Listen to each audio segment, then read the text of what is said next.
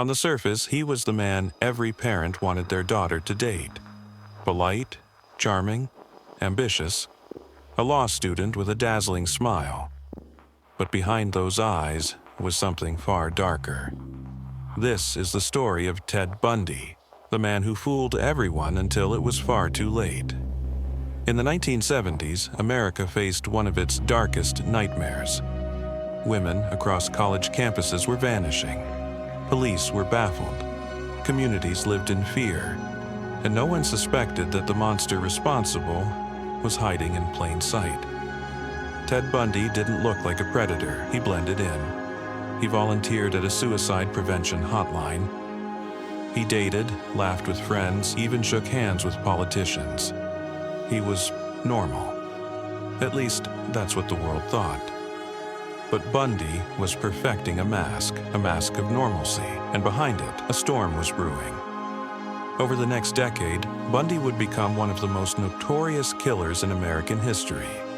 His crimes spanned multiple states. His escapes from custody embarrassed police. His charm deceived judges, journalists, even jurors. And yet, what makes Bundy's story so chilling isn't just the violence. It's how close he came to never being caught at all.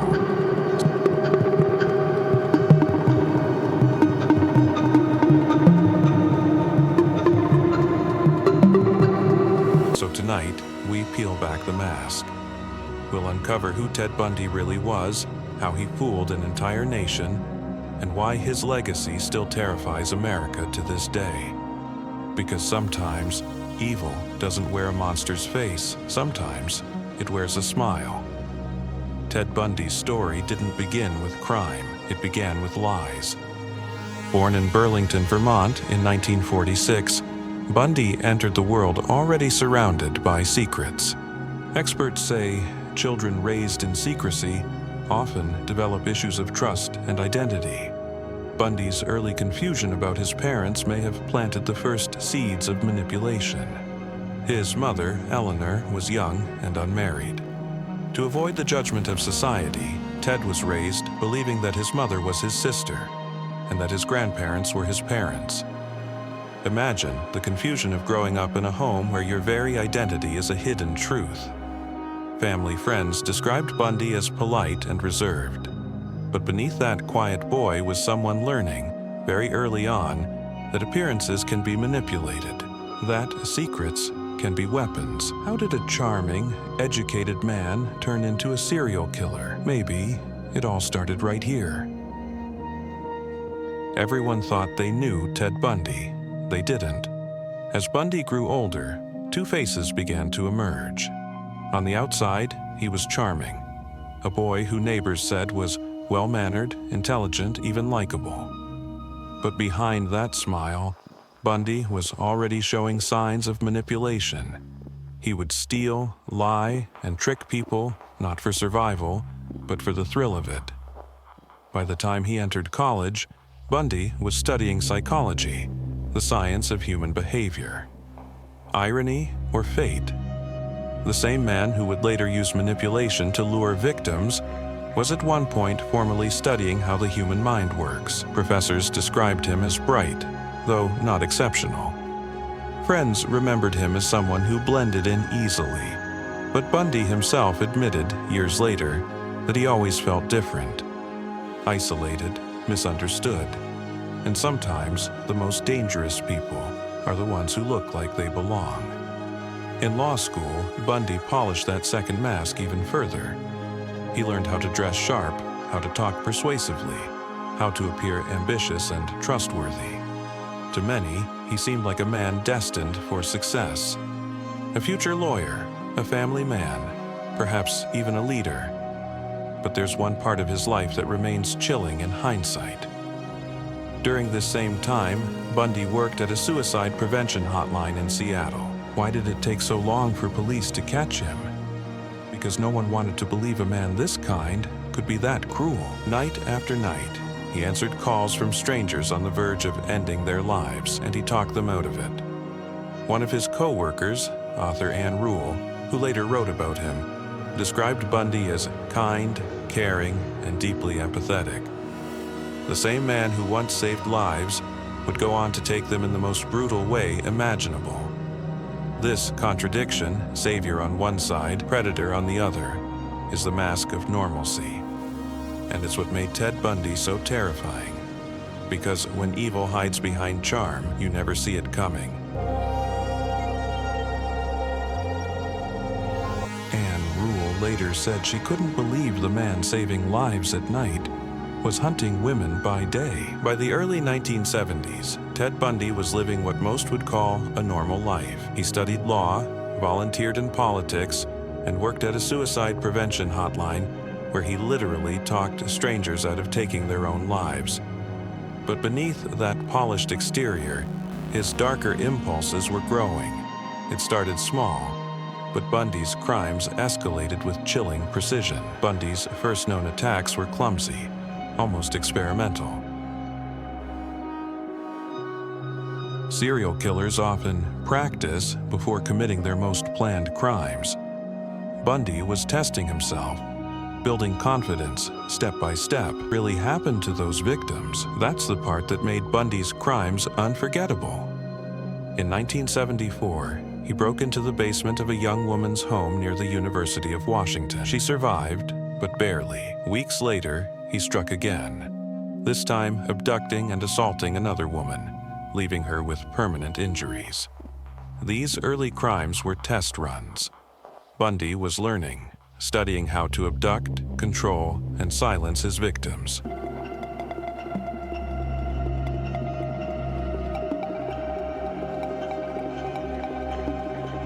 Soon, women in the Pacific Northwest began disappearing without a trace. Seattle, Washington, Olympia, Lake Sammamish State Park. Bright young women, students, daughters, friends, vanished one after another. In broad daylight, Bundy would approach women pretending to be injured. He wore a fake cast or used crutches, asking for help carrying books or loading a sailboat. His charm disarmed them. His traps worked. 2 women disappeared on the same day from Lake Sammamish in front of hundreds of people. Witnesses said the man called himself Ted and drove a tan Volkswagen Beetle. But even with that information, the police struggled. Ted Bundy's face didn't match the monster they were looking for. He was handsome, polite, educated. No one wanted to believe a man like that could be a killer. And that was Bundy's greatest weapon. He didn't look like evil. As 1974 turned into 1975, Bundy grew bolder. His victims weren't always strangers.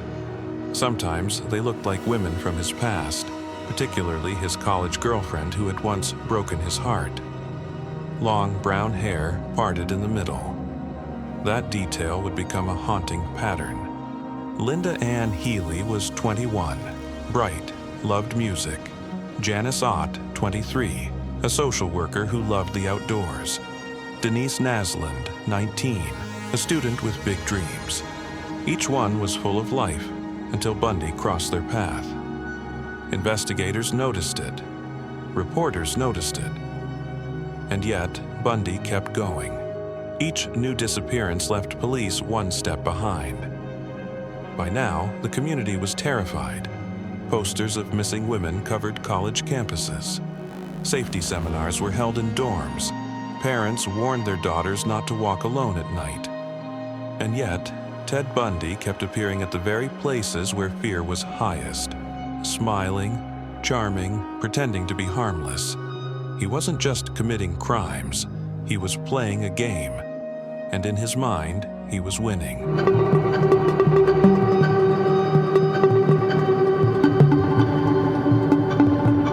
By the mid-1970s, Bundy's mask of normalcy was flawless. He looked like any other young professional.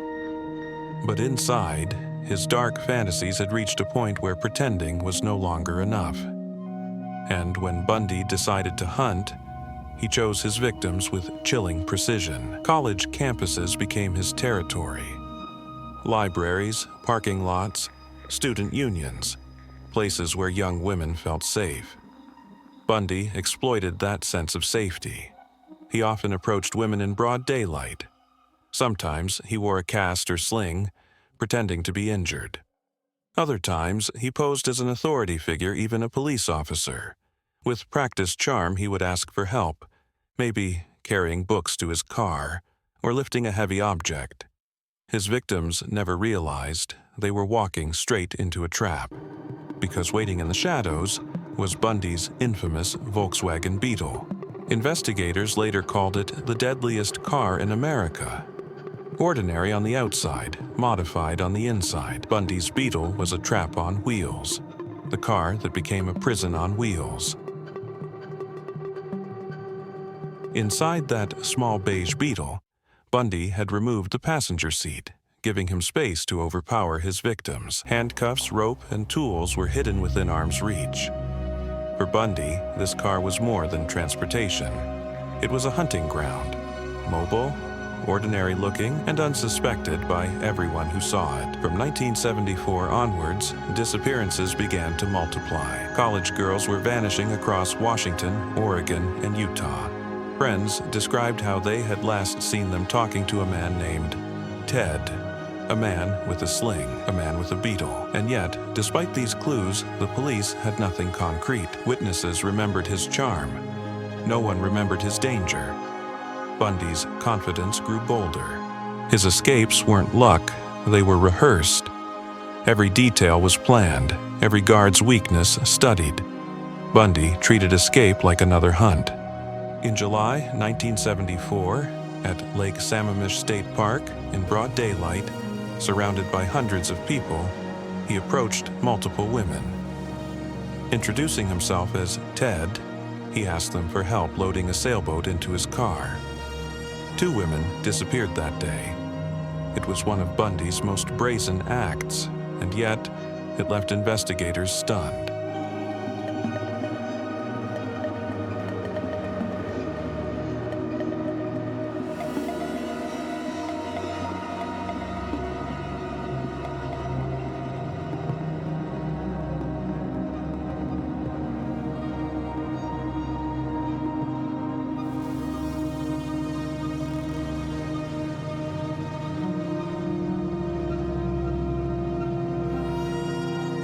This was Bundy's greatest weapon. Not his strength, not even his cruelty. How could a man be so invisible while hiding in plain sight? It was his ability to be ordinary, to seem harmless. Because the true terror of Bundy was that anyone could trust him. And as his crimes escalated, Bundy's arrogance would finally begin to crack. The very mask that kept him safe was about to betray him.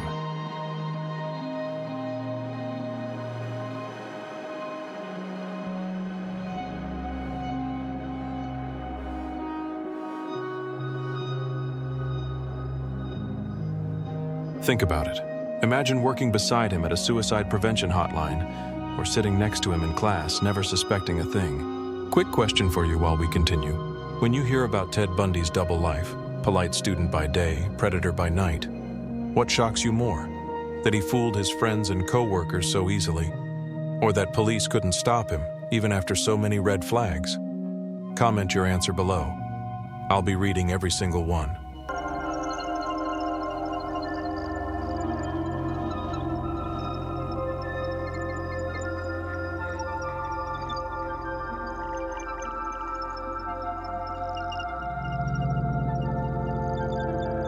In 1975, Ted Bundy's mask finally began to slip. A traffic stop in Utah seemed routine. Police pulled him over for driving suspiciously, but inside his car, they discovered something chilling. A ski mask, handcuffs, a crowbar, and trash bags. To most people, they looked like tools of burglary, but investigators would later realize these were the instruments of abduction. Bundy's double life was cracking. The predator was leaving evidence behind. Not long after, Bundy was linked to the disappearance of Karen Campbell, a 23-year-old nurse in Colorado. Witnesses placed him near the hotel where she vanished. Her body was later found in the mountains. For the first time, Ted Bundy wasn't just a suspect. He was the prime suspect. Bundy was arrested, charged, and placed behind bars. But jail couldn't hold him. In 1977, Bundy staged not one, but two daring escapes. The first, in Aspen, Colorado. Bundy jumped out of a courthouse library window during a pretrial hearing. He vanished into the wilderness, surviving for 6 days before being recaptured. The second escape was even more shocking. Months later, Bundy sawed a hole in his jail ceiling, losing weight deliberately so he could squeeze through the opening. He climbed into the jailer's apartment above and simply walked out the front door. Once again, the nation was reminded. Bundy wasn't just intelligent, he was dangerously cunning. For weeks, he was free. The police didn't know where he was, and during that time, Bundy's hunger for violence returned with devastating force. January 1978, Tallahassee, Florida. Just weeks after his escape, Bundy broke into the Chi Omega sorority house at Florida State University. What followed was one of the most brutal crimes in American history. In the span of 15 minutes, Bundy attacked 4 women, beating and strangling them as they slept. 2 of them died, the others barely survived. Only weeks later, Bundy struck again, abducting and murdering 12-year-old Kimberly Leach. It was his youngest known victim. But this time, Bundy's luck ran out. Pulled over once again in Florida, he tried to give a fake name. The officer pressed him, and Bundy finally snapped, "I'm Ted Bundy." The trial that followed was unlike anything America had ever seen. Cameras were allowed inside the courtroom, turning Bundy into a national spectacle. And Bundy loved it.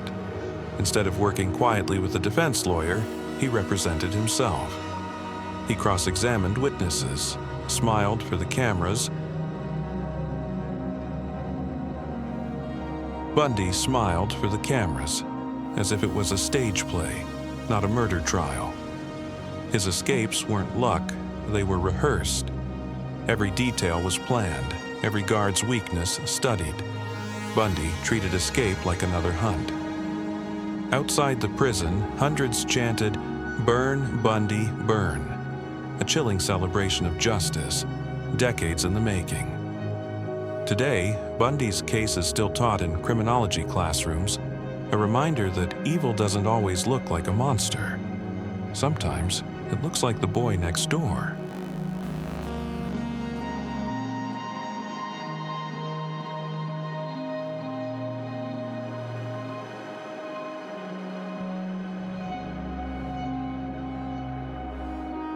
In 1975, Ted Bundy's mask finally began to slip. A traffic stop in Utah seemed routine. Police pulled him over for driving suspiciously, but inside his car, they discovered something chilling. A ski mask, handcuffs, a crowbar, and trash bags. To most people, they looked like tools of burglary, but investigators would later realize these were the instruments of abduction. Bundy's double life was cracking. The predator was leaving evidence behind. Not long after, Bundy was linked to the disappearance of Karen Campbell, a 23-year-old nurse in Colorado. Witnesses placed him near the hotel where she vanished. Her body was later found in the mountains. For the first time, Ted Bundy wasn't just a suspect. He was the prime suspect. Bundy was arrested, charged, and placed behind bars. But jail couldn't hold him. In 1977, Bundy staged not one, but 2 daring escapes. The first, in Aspen, Colorado. Bundy jumped out of a courthouse library window during a pretrial hearing. He vanished into the wilderness, surviving for 6 days before being recaptured. The second escape was even more shocking. Months later, Bundy sawed a hole in his jail ceiling, losing weight deliberately so he could squeeze through the opening. He climbed into the jailer's apartment above and simply walked out the front door. Once again, the nation was reminded. Bundy wasn't just intelligent, he was dangerously cunning. For weeks, he was free. The police didn't know where he was, and during that time, Bundy's hunger for violence returned with devastating force. January 1978, Tallahassee, Florida. Just weeks after his escape, Bundy broke into the Chi Omega sorority house at Florida State University. What followed was one of the most brutal crimes in American history.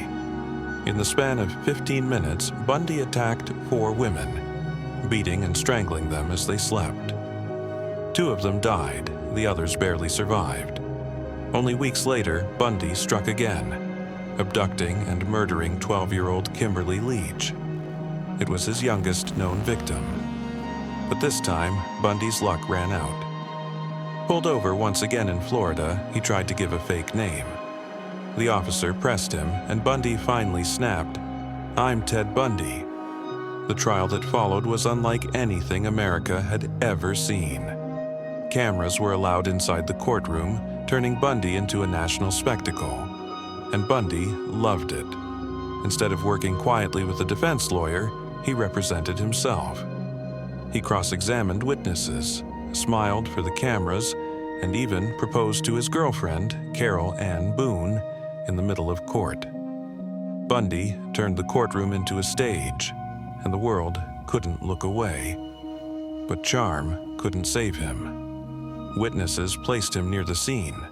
Forensic experts matched his teeth marks to the wounds on one of the Chi Omega victims. The jury only needed 7 hours to convict. Ted Bundy was sentenced to death. For nearly a decade, Bundy sat on death row in Florida. He filed appeals, stalled for time, and granted interviews. Even behind bars, he tried to control the narrative. At first, Bundy denied everything. But as his execution date drew closer, he began to confess, slowly, chillingly, to more murders. He admitted to at least 30 women across multiple states. Investigators believe the real number may have been far higher. The same man who once smiled for cameras now admitted he was a monster. On January 24, 1989, Ted Bundy was executed in the electric chair. Crowds gathered outside the prison, chanting, celebrating, even setting off fireworks. To them, justice had finally been served. But Bundy's story didn't end with his death. To this day, criminologists study his behavior, his mask of charm, his manipulation, his cold ability to blend in, because Ted Bundy isn't just remembered for what he did. He's remembered for what he represented. The terrifying idea that evil doesn't always look evil. Sometimes evil looks like the boy next door. Sometimes it wears a smile. And that is the legacy of Ted Bundy. Bundy's story reminds us of something terrifying. Evil doesn't always look like a monster. Sometimes it looks like the boy next door, the man at the library, even the friendly voice on the phone. But here's my question for you. Do you think someone like Ted Bundy could still exist today, hiding in plain sight, fooling everyone? Or do you believe society has learned enough to catch a predator like him much sooner? Share your thoughts in the comments below. And tell me, which case should I cover next? Jeffrey Dahmer, Richard Ramirez, or maybe someone even more chilling? Don't forget to like this video if you want more deep dives into the darkest minds in history. Your support means I can keep bringing you these stories.